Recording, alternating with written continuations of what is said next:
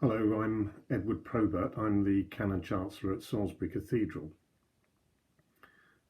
A week or so ago, I led one of these reflections and managed completely to mess up the technological side of it, and uh, I suddenly froze on my own image of myself here on screen as I was talking, and had to fiddle around in all sorts of ways. Well, I hope I avoid that this time, and apologise for that last one. This reflection emerges out of a coincidence of things that I happen to have been attending to in the last few weeks. Some planning that my colleagues and I have been doing for a course online which focuses on some core tenets of the faith, and a book which I've been reading in my spare time in recent weeks, and that is by the veteran social historian Keith Thomas, called In Pursuit of Civility. It's a book which examines trends in manners in Britain between the 16th and the 18th centuries. Now, how these two essentially disconnected streams of world together and around each other in what passes sometimes for my mind, may emerge in what I say in these next few minutes. But I hope it will be clear that really I'm just mulling these things over, thinking aloud, and I'm not really aiming to any specific conclusion. Now, I don't think it's ever been much called into question that there is an ethical dimension to being a Christian, that to be a believing Christian necessarily spills over into trying to behave, at least trying, in the right ways.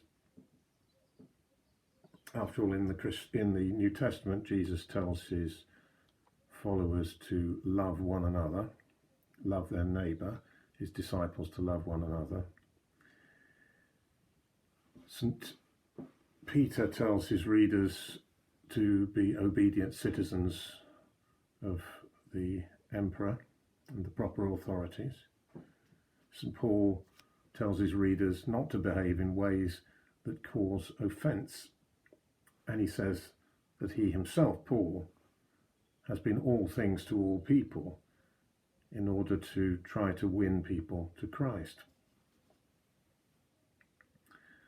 But morals, manners, what's offensive and what's attractive, these things are very complex, very tricky around the margins. And to apply these things in practice and Christian ethics is a bit of a minefield, really. I'm just going to mull over a number of diverse examples, really. It's worth asking yourself, what are the things that I or we as a society take for granted as normal and good behaviour, and how much of that is tied up with what it is to be a Christian and what we believe there?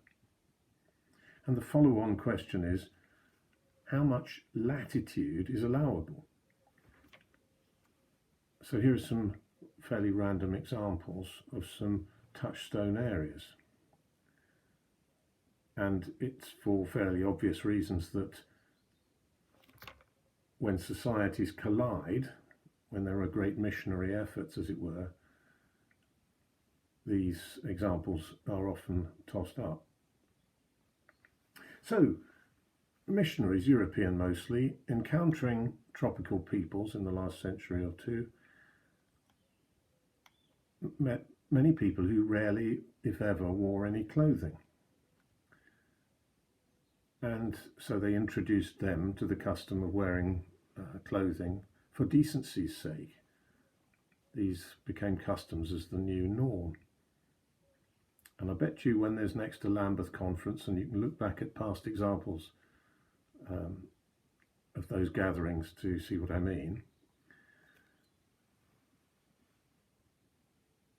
Lambeth conferences of Anglican bishops from around the world tend to show a group of people, mostly men as it happens, largely dressed in almost exactly the same ways as each other. And incredibly rarely, if at all, dressed in ways inherited from their ancestors of a century, 2, 3 centuries ago. Here's another question. Is cleanliness next to godliness? Or does cleanliness have no connection at all with the matters of Christian faith? Well, what about laziness and self-indulgence compared with hard work and self-improvement? We've inherited quite a lot along the second of those. Excuse me. That was an interruption from a friend of mine who may actually have been telling me that I can't be heard. I must check actually whether I'm overridden unwisely. It never occurred to me that that might be the reason he's ringing. Were you ringing me? I'm doing a reflection. Okay, right. It wasn't about this, so I can carry on. In this culture in England, some of us have inherited a set of assumptions that you can see played out in Isaac Watts's moralizing verse. There's a fantastic one that goes, "How doth the little busy bee improve each shining hour?" And one of those verses continues, "In works of labour or of skill, I would be busy too, for Satan finds some mischief still for idle hands to do." What about Mrs. Alexander's famous Christmas hymn, telling us with no obvious basis that the baby Jesus and the child Jesus was quiet, obedient, mild, and good, and drawing from that the inference that all Christian children must be like this also.